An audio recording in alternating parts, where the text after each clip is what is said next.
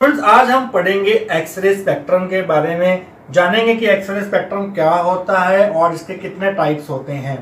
X ray spectrum को पढ़ने से पहले स्टूडेंट्स आपको ये पता होना चाहिए कि एक्सरे होती क्या है और ये कैसे प्रोड्यूस करवाई जाती हैं।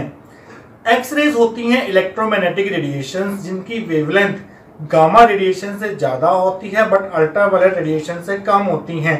मीन्स ये लो वेवलेंथ रेडिएशन होती हैं। वेवलेंथ इनकी कम होती है। वेवलेंथ कम होने का मतलब यह कि इनकी फ्रीक्वेंसी ज़्यादा होती है। फ्रीक्वेंसी ज़्यादा होने का मतलब यह कि इनकी एनर्जी ज़्यादा होती है। मीन्स एक्सरे जो होती हैं वो हाईली एनर्जेटिक रेडिएशन होती हैं, मतलब कि ये बॉडी के लिए हार्मफुल होती हैं, बहुत ही डेंजरस रेडिएशंस हैं। और स्टूडेंट्स और क्या क्या प्रॉपर्टीज हैं इसकी जो वेलोसिटी होती है एक्सरेज की, वो वेलोसिटी ऑफ लाइट के बराबर होती है क्योंकि इलेक्ट्रोमैग्नेटिक रेडिएशंस हैं और वेलोसिटी ऑफ लाइट होता है 3 × 10⁻⁸ मीटर पर सेकंड। इनका जो वेवलेंथ रेंज होती है वो होती है 10⁻⁻⁸ मीटर से लेकर 10⁻⁻11 मीटर तक। और स्टूडेंट्स एक्सरेज जो होती हैं वो बेसिकली फोटॉन्स होती हैं, इसलिए फोटॉन्स होने के कारण ये अनचार्ज रहती हैं और इलेक्ट्रिक और मैग्नेटिक फील्ड में डिफ्लेक्ट नहीं होती। एक्सरे डिस्कवर की थी जर्मन फिजिस्ट WC रॉन्टजन ने 1895 में। WC रॉन्टजन ने क्या किया था, उसने किया था कि जब उसने हाई एनर्जी इलेक्ट्रॉन्स को एक हाई एटॉमिक नंबर टारगेट के ऊपर फॉल करवाया था तो कुछ रेडिएशंस एमिट हुई थी जिनकी प्रॉपर्टीज उस टाइम किसी साइंटिस्ट या किसी भी फिजिक्स को पता नहीं थी। इसलिए इन रेडिएशंस को नाम दिया गया एक्स रेज, क्योंकि इनकी प्रॉपर्टीज जो थी उस टाइम अननोन थी। इलेक्ट्रोमैग्नेटिक स्पेक्ट्रम में बहुत सारे पार्ट्स होते हैं, gamma radiations, X rays, UV radiation, visible radiation, etcetera etcetera. हम सिर्फ विजिबल रेडिएशंस को ही देख पाते हैं, उन्हें महसूस कर पाते हैं। एक्स रेज को हम किसी भी बॉडी पार्ट से महसूस नहीं कर पाते, इनको हम देख भी नहीं पाते। तो एक्स रेज जो होती हैं वो इनविजिबल रेडिएशंस होती हैं। एक्सरे बहुत ही यूजफुल रेडिएशंस हैं स्टूडेंट्स, क्योंकि ये हमारे बॉडी पार्ट को पेनिट्रेट कर जाती हैं। इनकी पेनिट्रेटिंग पावर ज्यादा होती है क्योंकि इनकी एनर्जी ज्यादा होती है। तो स्टूडेंट जब भी आपका कोई बोन टूट जाता है तो आप डॉक्टर के पास जाते हैं तो डॉक्टर आपको ये सजेस्ट करता है कि एक्सरे करवा लीजिए। आप एक्सरे करवाते हैं तो आपकी वहां पर बोन टूटी हुई और फ्रैक्चर बोन्स की जो कोई भी प्रॉब्लम है बॉडी में पार्ट के अंदर, वो आपको एक रेडियोग्राफ के ऊपर शो कर देते हैं। मेडिकल फील्ड में तो उसका यूज बहुत ज्यादा है, बट साथ के साथ ये एक्सरे जो होती है वो इंडस्ट्रीज में भी यूज होती हैं, क्योंकि अगर कोई मेटल सरफेस में कोई डिफेक्ट है, कोई फ्लॉज है उसमें, तो एक्सरेज आसानी से उस डिफेक्ट्स और फ्लॉज को डिटेक्ट कर सकती हैं। स्टूडेंट्स अब हम देखेंगे कि वो सेटअप जिसके थ्रू हम एक्सरेज को प्रोड्यूस कर सकते हैं। तो स्टूडेंट्स ये है वो सेटअप जिसके थ्रू हम एक्सरेज को प्रोड्यूस कर सकते हैं। स्टूडेंट्स एक्सरे प्रोड्यूस होती हैं जब हाई एनर्जी इलेक्ट्रॉन्स को हम किसी हाई एटॉमिक नंबर वाले टारगेट के ऊपर फॉल करवाते हैं। तो सबसे पहले एक्सरेज अगर आपने प्रोड्यूस करवानी है तो सबसे पहले आपको चाहिए हाई एनर्जी इलेक्ट्रॉन्स का सोर्स। तो उसके लिए हमें एक इलेक्ट्रॉन गन यूज करनी पड़ेगी। इलेक्ट्रॉन गन आप स्टूडेंट्स यहाँ देख सकते हैं, इसमें एक लगा हुआ है फिलामेंट जिसका मेल्टिंग पॉइंट हाई होना चाहिए। इस फिलामेंट क्या करेगा, जब इस फिलामेंट को हम फिलामेंट में करंट पास करेंगे तो ये हीट अप होगा और ये इलेक्ट्रॉन्स बीम एमिट करेगा। उस फिलामेंट को हमने कनेक्ट किया हुआ है थ्रू बैटरी VF। ये बैटरी फिलामेंट में करंट सप्लाई करेगी और ये हीट अप होके हमें इलेक्ट्रॉन्स की बीम प्रोवाइड करेगा। ये है स्टूडेंट्स कैथोड, जिसको हमने कनेक्ट किया हुआ है negative terminal of battery V0 के साथ। सामने लगा हुआ है एक एनोड जिसको हमने कनेक्ट किया हुआ है positive terminal of battery V0। जहां से इलेक्ट्रॉन्स एमिट होंगे वो कैथोड से रिपेल होंगे, क्योंकि कैथोड जो है वो नेगेटिव पोटेंशियल्स पे है, क्योंकि उसको नेगेटिव टर्मिनल और बैटरी V0 से कनेक्ट किया हुआ। जैसे इलेक्ट्रॉन यहाँ प्रोड्यूस होंगे वो कैथोड में से बाहर निकलेंगे, सामने उसको एनोड मिलेगा। एनोड जो है वो पॉजिटिव पोटेंशियल पर है तो इलेक्ट्रॉन इसकी तरफ एक्सेलरेट होंगे। तो इलेक्ट्रॉन गन हमें प्रोवाइड करेगी एक highly accelerated fine beam of electrons. ये स्टूडेंट्स हमने लगा रखा है हाई एटॉमिक नंबर वाला टारगेट जिसके ऊपर हमें इलेक्ट्रॉन बीम को फॉल करवाना है। हाई एटॉमिक नंबर टारगेट के सबसे अच्छे एग्जांपल्स हैं टंगस्टन और मॉलिब्डेनम। जब इलेक्ट्रॉन्स इस टारगेट के ऊपर फॉल करेगी तो एक्सरेज प्रोड्यूस होंगी और इस पूरे के पूरे सिस्टम को हमने वैक्यूम के अंदर रखा है ताकि इसकी वर्किंग जो है वो स्मूथ चले। जब स्टूडेंट्स हाई एनर्जी इलेक्ट्रॉन्स इस टारगेट के ऊपर फॉल होंगे तो प्रोड्यूस होगी बहुत ज्यादा हीट, जिसको हमने करना है रिमूव। उस हीट को रिमूव करने के लिए हमें लगाना पड़ेगा एक हीट रिमूवल सिस्टम, जिसको हम जनरली कोल्ड वाटर यूज करते हैं उस हीट को रिमूव करने के लिए। तो स्टूडेंट्स ये है वो सेटअप जिसके थ्रू हम कर सकते हैं एक्सरेज को प्रोड्यूस। तो students when fast moving electrons are made to fall on a target of high atomic number, X rays are produce. जब भी इलेक्ट्रॉन्स को, हाँ आपने याद रखना है स्टूडेंट्स ये बात, जब भी हाई एनर्जी इलेक्ट्रॉन्स को हम किसी हाई एटॉमिक नंबर टारगेट के ऊपर फॉल करवाते हैं तो जो रेडिएशन प्रोड्यूस होती हैं उनको नाम दिया जाता है एक्स रेज। अब हम पढ़ेंगे एक्स रे स्पेक्ट्रम क्या होता है और इसके कितने टाइप्स होते हैं। तो स्टूडेंट जब हाई एनर्जी इलेक्ट्रॉन्स को हाई एटॉमिक नंबर टारगेट के ऊपर फॉल करवाया गया और जो एक्सरेज एमिट हुई उनकी इंटेंसिटी को लैम्बडा के साथ अगर हम प्लॉट करें ग्राफ, तो कुछ ऐसा ग्राफ देखने को मिलता है। स्टूडेंट्स आप देख पा रहे हैं कि हमारे पास जो एक्सरेज मिल रही है वो हर वेवलेंथ की हमें एक्सरे मिल रही है, स्टार्टिंग फ्रॉम मिनिमम वेवलेंथ से लेके मैक्सिमम वेवलेंथ तक हर तरह की वेवलेंथ मिल रही है। मेन जो एक्सरे का स्पेक्ट्रम था वो कॉन्टिन्यूस एक्सरे स्पेक्ट्रम था और साथ में ये स्टूडेंट्स आप जो कर्व देख रहे हैं इसको बोलते हैं कॉन्टिन्यूस एक्सरे स्पेक्ट्रम। और साथ के साथ आपको यहाँ पर कुछ पीक्स दिखाई दे रही होंगी जिनको नाम दिया गया के alpha, K beta, K gamma, L alpha, L beta, L gamma, M alpha, M beta.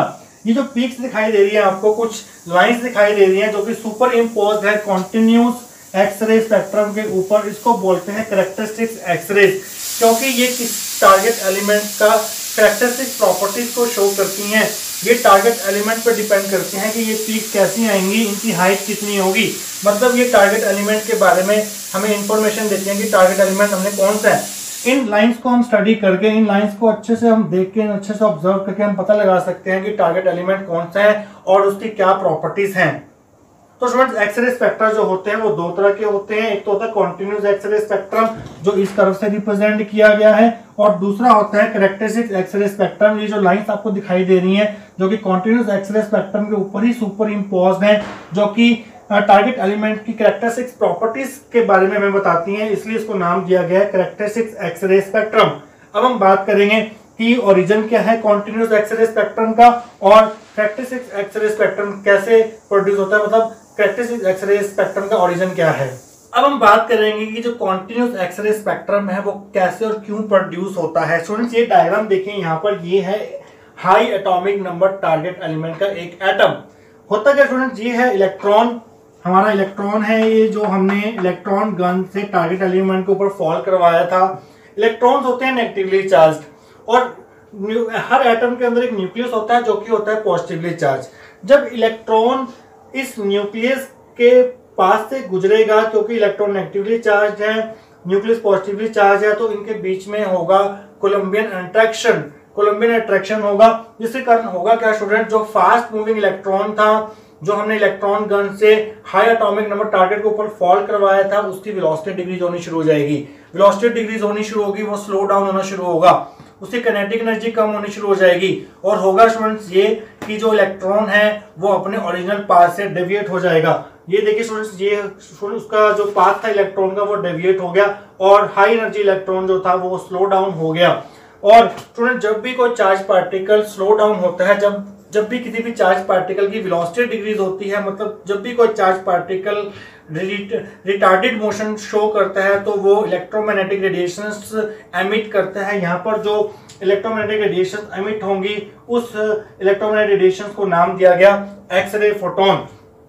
इन रेडिएशंस को बोलते हैं स्टूडेंट्स ब्रेकिंग रेडिएशंस, और इन रेडिएशंस को एक स्पेशल नेम भी दिया गया है जिसको बोला जाता है ब्रह्मस्ट्रॉन्ग। ब्रह्मस्ट्रॉन्ग के स्पेलिंग है BREMSSTRAHLUNG। ब्रह्मस्ट्रॉन्ग रेडिएशंस वो होती हैं जब भी कोई चार्ज पार्टिकल किसी भी दूसरी बॉडी के फील्ड में स्लो डाउन होता है, जब भी उसकी वेलोसिटी डिक्रीज होती है तो वो इलेक्ट्रोमैग्नेटिक रेडिएशंस एमिट करता है। उन इलेक्ट्रोमैग्नेटिक रेडिएशंस को बोला जाता है ब्रह्मस्ट्रॉन्ग रेडिएशंस या फिर ब्रेकिंग रेडिएशंस। तो ये है students continuous X ray spectrum produce होने का कारण, क्योंकि इलेक्ट्रॉन जब भी न्यूक्लियस के पास से गुजरेगा तो वो स्लो डाउन होगा। तो स्टूडेंट ये जो इलेक्ट्रॉन है ये न्यूक्लियस के बिल्कुल पास से गुजर रहा है तो ये अपनी एनर्जी ज्यादा लॉस करेगा, मतलब कि जो हमारा एक्सरे फोटोन प्रोड्यूस होगा वो कम वेवलेंथ का एक्सरे फोटोन प्रोड्यूस होगा, क्योंकि जो इनकमिंग इलेक्ट्रॉन था उसने ज्यादा एनर्जी लूज कर दी क्योंकि न्यूक्लियस के बिल्कुल पास से गुजर रहा था। तो आपको ये जो एक्सरे फोटोन मिलेगा वो मिनिमम वेवलेंथ का मिलेगा। और दूसरा कोई इलेक्ट्रॉन अगर न्यूक्लियस से थोड़ा दूर से गुजरेगा तो वो अपनी एनर्जी कम लूज करेगा, तो आपको ज्यादा वेवलेंथ का एक्सरे फोटोन मिलेगा। और कोई तीसरा अगर इलेक्ट्रॉन है वो न्यूक्लियस के थोड़ा दूर से जा रहा है तो वो अपनी एनर्जी और कम लूज करेगा, तो आपको ज्यादा वेवलेंथ का एक्सरे फोटोन मिलेगा। मीन स्टूडेंट्स आपको डिफरेंट एक्सरे फोटॉन्स मिलेंगे जिनकी जो वेवलेंथ होगी वो मिनिमम वेवलेंथ से लेकर मैक्सिमम वेवलेंथ की जो एक्सरेज मिलेंगी आपको, मतलब कि आपको जो स्पेक्ट्रम मिलेगा वो कॉन्टिन्यूस स्पेक्ट्रम होगा एक्सरेज का। अब हम निकालेंगे वो मिनिमम वेवलेंथ जिसके साथ एक्सरे फोटोन एमिट होगा। अब हम बात करेंगे उस मिनिमम वेवलेंथ की जो एक्सरे फोटोन के पास होगी। तो स्टूडेंट्स, एक्सरे फोटोन जो होता है, एक फोटोन के पास एनर्जी होती है h न्यू। तो मैक्सिमम एनर्जी कितनी होगी एक एक्सरे फोटोन के पास, वो होगी h न्यू मैक्सिमम।